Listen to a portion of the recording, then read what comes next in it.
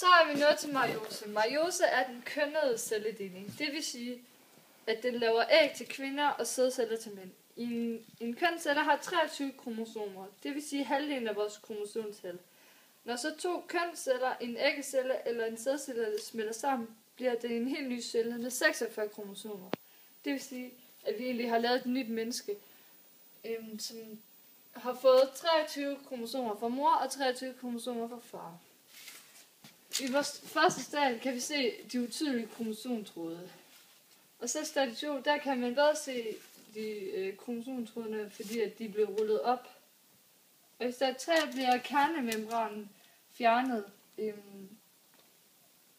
og kromosomerne bliver samlet inde på midten af tentrådene.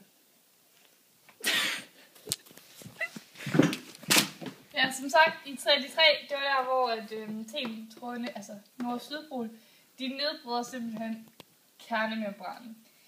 I stadie 4, i stedet for ligesom i mitosen, hvor de to tentrådapparater, de trækker kromosomerne fra hinanden, så gør de det, at de inde på midten her, så bliver de blandet, sådan så der kommer gener både fra mor og far. Altså hvis du forestiller sig, at den røde, det er en mor kromosom, og det blå er et far til en kromosom. Ja, så kan du se, at de bliver blandet herinde, så der både er nogle blå øjne og sådan lidt.